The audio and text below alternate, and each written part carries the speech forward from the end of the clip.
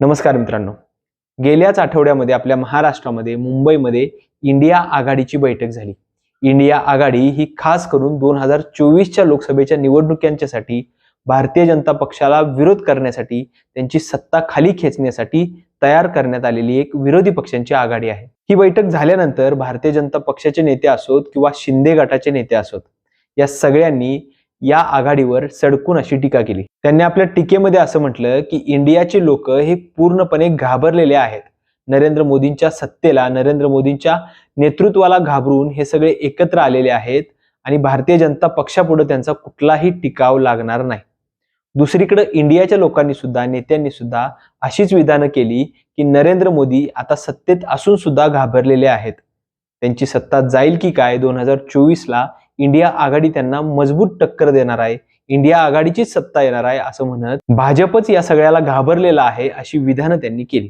तर आपण या व्हिडिओमधून बघूया की महाशक्ती असलेला भारतीय जनता पक्ष, ज्यांच्याकडे सगळी यंत्रणा आहे, ते घाबरलेले आहेत की ज्यांच्याकडे 10 वर्ष झाली कुठलीही सत्ता केंद्रातली नाहीये, ती काँग्रेस किंवा इतर विरोधी पक्ष भारतीय जनता पक्षाला घाबरलेले आहेत निवडणुकांना सामोरे जाण्यासाठी. इंडियाची जर आपण स्थिती बघितली तर एनडीए मध्ये आता 36 पक्ष आहेत आणि दुसरीकडे इंडियामध्ये 27 पक्ष आता असल्याचं दिसून येतं. इंडियाची ज्या वेळेला पहिली बैठक झाली पाटण्यामध्ये, त्यावेळेला एनडीएच्या नेत्यांनी, भारतीय जनता पक्षाच्या नेत्यांनी हे 27 पक्षांचं कडबोळं आहे अशी टीका केलेली होती.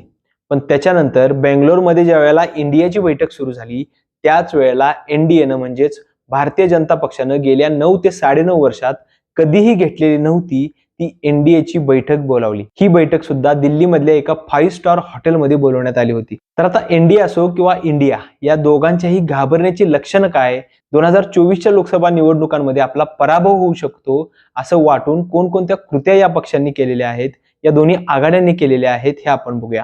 सुरुवातीला आपण बघूया की ही इंडिया आघाडी घाबरलेली आहे का, किंवा जर घाबरली असेल तर त्याची उदाहरणं काय आहेत का ते बघूया. भाजपच्या नेत्यांच्या आरोपांच्यानुसार इंडिया आघाडीतली लोक ही भ्रष्ट आहेत आणि ईडी असो, सीबीआय असो, आयटी असो, या सगळ्या यंत्रणांना ती घाबरलेली आहेत. त्याचमुळे भारतीय जनता पक्षाच्या विरोधातली भूमिका ते घेत आहेत. याच्याबद्दल बोलायचं झालं तर इंडिया आघाडीतल्या जवळजवळ सगळ्या नेत्यांच्यावर, म्हणजे ममता बॅनर्जी असतील, उद्धव ठाकरे असतील, शरद पवारांचा राष्ट्रवादी काँग्रेस पक्षातील कित्येक नेते असतील, समाजवादी पक्षाचे अखिलेश यादव असतील, काँग्रेसचे स्वतः राहुल गांधी असतील, काँग्रेसचे इतरही नेते असतील, लालू प्रसाद यादवांच्या सारखे नेते असतील, द्रमुक पक्षातले नेते असतील, या सगळ्या पक्षांच्यावर मोठ्या प्रमाणात ईडी, सीबीआय आणि आयटी या यंत्रणांच्या मोठ्या धाडी पडलेल्या होत्या. पण या धाडींना जर ते घाबरून बसले असते तर ते भारतीय जनता पक्षाबरोबर गेले असते आणि सेफ राहण्याचा प्रयत्न केला असता. सध्याच्या स्थितीला मोदींचं सरकार 2024ला जाईलच अशी गॅरंटी कुणीही देऊ शकत नाही.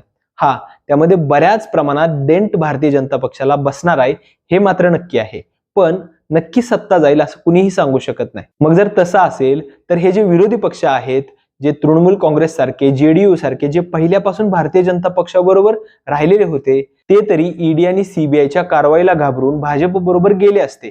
पण तसं होताना बिलकुल दिसत नाही. उलट असे पक्ष भारतीय जनता पक्षाच्या विरोधात अतिशय जास्त आक्रमकपणानं बोलताना दिसत आहेत. ममता बॅनर्जींचे भाचे आणि तृणमूल काँग्रेसचे नेते असलेल्या अभिषेक बॅनर्जींच्यावर, द्रमुकचे नेते असलेल्या, तामिळनाडूचे आरोग्य मंत्री असलेल्या सेंथिल बालाजी यांच्यावर खूप मोठ्या प्रमाणात ईडीच्या धाडी पडल्या. 5-5 दिवस या नेत्यांच्या घरामध्ये ईडी आणि सीबीआयचे अधिकारी जाऊन बसत होते. पण तरी सुद्धा तृणमूल काँग्रेस असेल, द्रमुक असेल, लालू प्रसाद यादवांचा पक्ष असेल, या पक्षांनी कुठल्याही प्रकारे नमतं घेण्याचा प्रकार केलेला नाहीये. म्हणजेच कमीत कमी ईडी आणि सीबीआयला घाबरून इंडियावाले एकत्र आलेले आहेत असं म्हणणं चुकीचं ठरेल. आमच्या म्हणण्याचा अर्थ बिलकुल असा नाहीये की या इंडिया आघाडीतले नेते हे भ्रष्ट नाहीयेत आणि धुतल्या तांदळासारखे आहेत. पण या नेत्यांच्यावर जर कारवाई करायचीच असती भारतीय जनता पक्षाला, तर ती 9 ते 9.5 वर्षांमध्ये करता आली असती. पण नेमकी खरी भीती काय असते हे तुम्हाला सांगतो. केसीआर हे भारतीय जनता पक्षाच्या वतीनं महाराष्ट्रामध्ये आपला स्वतःचा पक्ष वाढवण्याचा प्रयत्न करतायत. सुरुवातीला जर केसीआर यांची भूमिका आपण बघितली तर भारतीय जनता पक्षच नव्हे तर नरेंद्र मोदींच्यावर थेटपणानं प्रेस कॉन्फरन्स घेऊन ते आरोप करत होते. पत्रकारांना बोलवून ते मोदींचे व्हिडिओ दाखवत होते आणि मोदी कसं खोटं बोलतायत हे स्पष्टपणानं जनतेला सांगताना दिसत होते. पण केसीआर यांच्या मुलीच्यावर दारू घोटाळ्यामध्ये आरोप झाले. ईडीने त्यांच्यावर चार्जशीट दाखल केली आणि त्यांना अटकेची टांगती तलवार त्यांच्यावर असतानाच त्यांचे चिरंजीव असलेले KTR हे अमित शहांना 2 ते 3 वेळाला भेटून आले. या भेटीनंतर KCR यांच्या मुलीवरचे सगळे गुन्हे मागे घेण्यात आले आणि तेव्हापासून मात्र KCR यांनी नरेंद्र मोदींच्यावर एकही शब्द आक्रमक रीतीने बोलल्याचं आपल्याला बघायला मिळत नाही. हा ते महाराष्ट्रामध्ये भाजप विरोधात आक्रमक रीतीने बोलतील, तोच त्यांचा रणनीतीचा एक भाग आहे. पण तेलंगणामध्ये ते बिलकुल भारतीय जनता पक्षाच्या विरोधातली भूमिका आता घेताना दिसत नाहीत. भीतीची आणखी 2 उदाहरणं म्हणजे मायावती आणि अजितदादा पवार. आपल्या महाराष्ट्रामध्ये अजितदादा पवार यांच्यावर 70,000 कोटींच्या घोटाळ्याचे आरोप भारतीय जनता पक्षानंच स्वतः केलेले होते. पण ज्या वेळेला नरेंद्र मोदींनी थेट मंचावरून धमकी दिली कारवाईची, त्यावेळेला अजितदादा पवार हे भारतीय जनता पक्षाबरोबर जाऊन बसले. बहुजन समाज पक्षाच्या मायावतींनी सुद्धा भारतीय जनता पक्षाच्या NDA आघाडीच्या विरोधात लढण्यास बिलकुल नकार दिलेला आहे, कारण त्यांच्यावर सुद्धा अटकेची टांगती तलवार होती. म्हणजेच काय, ईडी असेल, CBI असेल, या कुठल्याही यंत्रणांना न घाबरणारे पक्षच इंडियामध्ये आलेले आहेत असं आपण म्हणू शकतो. राहुल गांधींची भूमिका तर अत्यंत स्पष्ट आहे. त्यांनी स्पष्ट असं सांगितलं होतं की आमची सत्ता नाही आली तरी चालेल, आम्हाला निलंबित केलं तरी चालेल आणि आम्हाला जेलमध्ये टाकलं तरी सुद्धा आम्ही आमची भूमिका सोडणार नाही. शरद पवार असतील, लालू प्रसाद यादव असतील, या ज्येष्ठ नेत्यांनी सुद्धा थेट मोदी सरकारला इशारा दिला आणि कुठल्या घोटाळ्यांच्या संदर्भात तुम्ही बोलताय त्या घोटाळ्यांची चौकशी करा, त्यांच्यावर कारवाई करा असा थेट इशारा केला.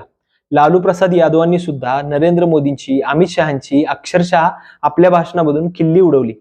यामुळे ते घाबरतायत भारतीय जनता पक्षाला, ईडीला, CBIला घाबरतायत, अशातला बिलकुल भाग वाटत नाही. दुसरीकडे बघायला गेलं तर NDA आणि भारतीय जनता पक्ष घाबरलाय याची खूप उदाहरणं आपल्याला बघायला मिळतात. सगळ्यात पहिलं उदाहरण आणि अलीकडचं उदाहरण म्हणजे वन नेशन आणि वन इलेक्शनसाठी, म्हणजेच एक देश एक निवडणूक यासाठी तयार करण्यात आलेली रामनाथ कोविंद यांच्या अध्यक्षतेखालची समिती. शरद पवारांच्या म्हणण्यानुसार आजपर्यंत कुठल्याही माजी राष्ट्रपतीच्या अध्यक्षतेखाली एकही समिती नेमण्यात आलेली नव्हती. हे पहिल्यांदाच असं घडतंय की रामनाथ कोविंद या माजी राष्ट्रपतींच्या अध्यक्षतेखाली वन नेशन आणि वन इलेक्शनची समिती नेमली गेलेली आहे आणि त्यानुसार भारतीय जनता पक्ष विधानसभेच्या आणि लोकसभेच्या दोन्ही निवडणुका एकत्र लढवण्याच्या, एकत्र करण्याच्या तयारीमध्ये आहे. जर वन नेशन वन इलेक्शनचा कायदा मंजूर झाला तर याचा थेट फायदा भारतीय जनता पक्षाला 2024च्या लोकसभेच्या निवडणुकांच्या मध्ये होऊ शकतो असा त्यांचा कयास आहे. कारण काँग्रेसची अशी परिस्थिती आता सध्याला नाहीये की ते देशामध्ये केंद्र सरकारची सत्ता मिळवू शकतील. पण जर 3 राज्यांच्या डिसेंबरमध्ये होणाऱ्या निवडणुकांच्या मध्ये काँग्रेसला जर यश मिळालं, म्हणजेच मध्य प्रदेश असेल, राजस्थान असेल, छत्तीसगड असेल किंवा मग मिझोरम असेल, या 4ही राज्यांमध्ये काँग्रेसला अतिशय चांगले रिझल्ट मिळू शकतात असे सर्वे सांगतायत. त्यामुळे जर काँग्रेसला यामध्ये यश मिळालं तर मात्र 2024च्या निवडणुकीमध्ये काँग्रेस आपली दावेदारी पक्की करू शकते, त्यांच्या जागा आणखी वाढू शकतात लोकसभेच्या निवडणुकीमध्ये. आणि म्हणूनच भारतीय जनता पक्ष हा घाट घालताना दिसतं की 2024च्या लोकसभा निवडणुकांच्या बरोबरच या 3ही राज्यांच्या निवडणुका घेण्यात याव्यात. आणि म्हणूनच रामनाथ कोविंद यांच्या अध्यक्षतेखालची वन नेशन वन इलेक्शनची समिती गठीत करण्यात आलेली आहे. याचा अर्थ स्पष्ट असा होतोय की भारतीय जनता पक्ष हा घाबरलेल्या स्थितीमध्ये आहे. याची आणखी काही उदाहरणं द्यायची झाली तर आपल्या लोकशाहीची स्वायत्त संस्था असलेली, सर्वोच्च संस्था असलेली निवडणूक आयोग, या निवडणूक आयोगाच्या अध्यक्षांची नेमणूक सुद्धा आता केंद्र सरकार स्वतःच करू शकणार आहे.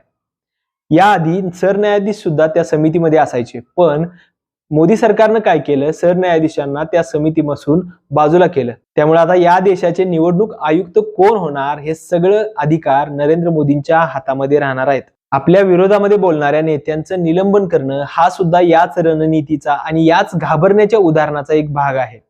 राहुल गांधींचं निलंबन असो, आम आदमी पक्षाच्या संजय सिंगांचं निलंबन असो किंवा मग काँग्रेसच्याच अधीर रंजन चौधरींचं निलंबन असो, हे सगळी उदाहरणं असंच दाखवतायत की मोदी सरकार जे आपल्या विरोधात बोलतायत, ज्यांचा आवाज जनतेपुढे पोहोचतोय, त्यांना घाबरलेले आहेत. राहुल गांधींनी गेल्या काही वर्षांच्या मध्ये भारत जोडो यात्रा असेल, अनेक उपक्रम असतील, याच्या माध्यमातून सरकारवर, भारतीय जनता पक्षावर अतिशय मोठ्या प्रमाणात आरोप केलेले होते आणि त्या आरोपांचं प्रतिबिंब जनतेमध्ये उठत सुद्धा होतं. राहुल गांधींची लोकप्रियता वाढत सुद्धा होती आणि त्यालाच घाबरून सरकारनं गुजरात उच्च न्यायालयाचा आधार घेत राहुल गांधींना 2 वर्षांची शिक्षा ठोठावली आणि त्या शिक्षेचा आधार घेत तात्काळ त्यांचं सदस्यत्व, खासदारकी त्यांची रद्द करण्यात आली. म्हणजे इथं राहुल गांधींचा आवाज दाबण्याचा प्रयत्न करण्यात आला. ज्या राहुल गांधींनी अदानी प्रकरण असो, मणिपूर असो, ब्रिजभूषणचं प्रकरण असो किंवा मग चीनचं अतिक्रमण असो, या सगळ्या घटनांच्यावर नरेंद्र मोदींना अक्षरशः जेरी सांडलं होतं. तुम्ही जर मणिपूरच्या मुद्द्यावर बघाल, ज्या वेळेला विरोधी पक्षांनी वॉकआउट केला, म्हणजेच बाहेर जाण्याचा पवित्रा घेतला, सगळे बाहेर निघाले, त्यावेळेला नरेंद्र मोदींनी मणिपूरचा मुद्दा काढला. जर विरोधकांनी असं केलं नसतं तर कदाचित नरेंद्र मोदींनी आपल्या भाषणामध्ये मणिपूर नावाचा शब्द सुद्धा घेतला नसता. मोदी सरकार घाबरलंय याचं आणखी एक उदाहरण द्यायचं झालं तर ज्या वेळेला मुंबईमधली महाराष्ट्रामधली बैठक होणार होती, त्याच्या आदल्याच दिवशी गॅस सिलेंडरचे दर हे 200 रुपयांनी कमी करण्यात आले. आजपर्यंत 9 वर्षात नरेंद्र मोदींच्या सरकारनं गरिबांच्या खिशातला कित्येक करोड रुपयांचा पैसा काढून घेतलेला आहे आणि आता मात्र 6 महिन्यामध्ये निवडणुका जशा जवळ येत आहेत तसं तसं त्यांना लाभ देण्याचा प्रयत्न करतील. या बैठकीनंतर इंडियातल्या लोकांच्याकडे काही लोकांनी अशी मागणी केली की तुम्ही आणखी बैठका घ्या, म्हणजे पेट्रोल आणि डिझेलचे दर सुद्धा कमी येतील. मध्यंतरीच्या काळात ज्या वेळेला राहुल गांधींचं निलंबन करण्यात आलं होतं, त्याच्या आधीच्या काळामध्ये आणि त्याच्या नंतरच्या काळामध्ये सुद्धा संसदेमधल्या कॅमेरामध्ये विरोधकांना दाखवलं जात नव्हतं. अनेक विरोधी पक्षांच्या नेत्यांनी अशा तक्रारी सुद्धा केल्या लोकसभा अध्यक्षांच्याकडे की आम्ही जेव्हा बोलत असतो त्यावेळेला मात्र हे कॅमेरे दुसरीकडेच असतात, पण नरेंद्र मोदी ज्या वेळेला बोलत असतात संसदेमध्ये तेव्हा मात्र त्यांच्यावरचा कॅमेरा कधीही हटत नाही.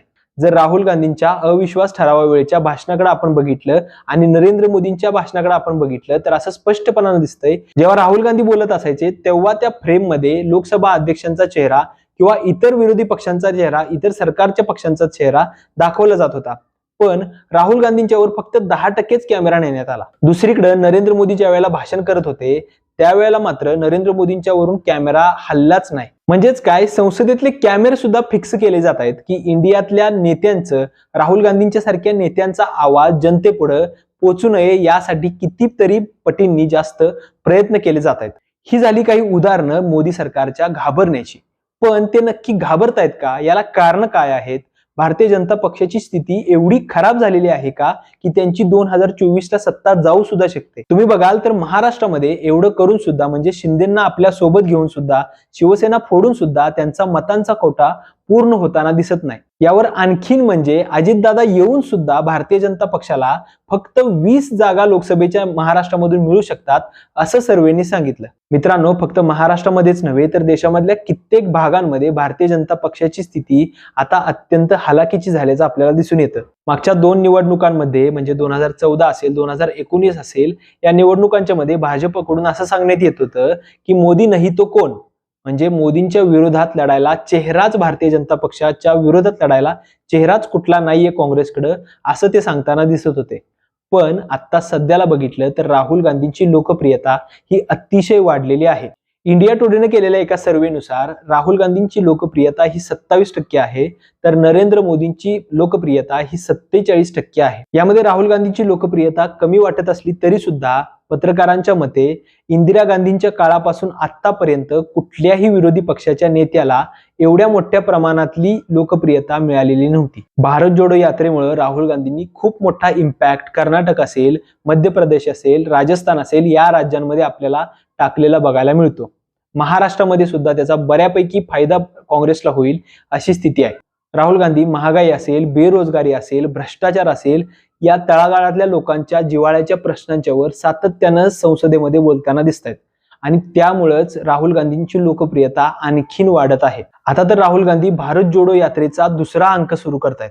भारत जोडो यात्रा 2.0 जर झाली तर भारतीय जनता पक्षाची चिंता, त्यांची स्थिती अत्यंत वाईट होण्याची शक्यता आहे. मोदी आणि शहांची चिंता वाढवणारी कारणं त्यांच्या पक्षांतर्गत सुद्धा दिसून येतात. ज्यावेळेला कर्नाटकच्या निवडणुका झाल्या त्याच्यानंतर RSSचं जे मुखपत्र आहे ऑर्गनायझर, या मुखपत्रामध्ये स्पष्टपणाने असं लिहिलं की नरेंद्र मोदींच्या चेहऱ्यावर आता निवडणुका लढणं अशक्य आहे. म्हणजेच काय, नरेंद्र मोदींच्या ऐवजी दुसरा कुठला तरी चेहरा भाजप आता समोर आणण्याच्या तयारीत आहे. ते त्यांना जमत नाहीये कारण मोदी आणि शहांनी सगळा भारतीय जनता पक्ष कॅप्चर केलेला आहे. पण जर भाजपच्या एनडीए आघाडीला 2024च्या लोकसभा निवडणुकीमध्ये 272 जागा मिळाल्या नाहीत, बहुमत मिळालं नाही, तर मात्र नितीन गडकरींच्या नावाची चर्चा होऊ शकते आणि एखाद्या दुसऱ्या छोट्या पक्षाचा आधार घेऊन भाजप एनडीएचं सरकार बनवू शकतं अशी स्थिती आहे. कॅगच्या घोटाळ्यामध्ये नितीन गडकरींचं नाव नरेंद्र मोदींनी मुद्दामून टाकलं असं अनेक जाणकारांचं मत आहे. कारण जे कॅग आहेत गिरीशचंद्र मुर्मू हे नरेंद्र मोदींच्या अत्यंत जवळचे मानले जातात. मोदींच्या परवानगीशिवाय कुठलाही कॅग रिपोर्ट संसदेमध्ये समोर येणारच नाही. 15 ऑगस्टचा जर तुम्ही हा व्हिडिओ बघितला असेल तर नितीन गडकरींनी नरेंद्र मोदींना नमस्कार सुद्धा केला नाही. यावरून असं स्पष्ट दिसतंय की भारतीय जनता पक्षामध्ये येत्या काळात उभी फूट आपल्याला बघायला मिळणार आहे. मध्य प्रदेश असेल, छत्तीसगड असेल, राजस्थान असेल, या राज्यांच्या मध्ये भारतीय जनता पक्ष सोडून लोक काँग्रेसमध्ये प्रवेश करताना दिसत आहेत. हरियाणामध्ये जे ब्रिजभूषणचं प्रकरण झालं त्यामुळं अख्खं राज्य भाजपच्या विरोधात जाण्याची शक्यता आहे. त्यामुळे भाजपची चिंता ही अत्यंत मोठ्या प्रमाणात वाढलेली आहे. जी राज्य भारतीय जनता पक्षासाठी हुकुमाचा इक्का होती म्हणजे कर्नाटक असेल, मध्य प्रदेश असेल, राजस्थान असेल, छत्तीसगड असेल, किंबहुना हरियाणा सुद्धा भारतीय जनता पक्षासाठी अत्यंत मजबूत गट राहिलेले होते. पण आता मात्र विविध मुद्द्यांनी या भारतीय जनता पक्षाला अडचणीत आणण्याचं काम झालेलं आहे. त्यामुळेच एक देश एक निवडणूक यासारखे फंडे असोत, समान नागरिक कायद्यावर चर्चा घडवून आणणं असो, हिंदू मुस्लिम धर्मद्वेष असो, यासारखे प्रकार आता इथून पुढच्या काळामध्ये आपल्याला वाढताना दिसतील. तुम्हाला या सगळ्याबद्दल काय वाटतं? भारतीय जनता पक्षाच्या नेतृत्वाखालची एनडीए घाबरलेली आहे का, की मग इंडियाची आघाडीच घाबरलेली आहे? हे कमेंट करून नक्की सांगा. व्हिडिओ आवडला असेल तर आपल्या चॅनेलला सबस्क्राईब करायला विसरू नका. धन्यवाद.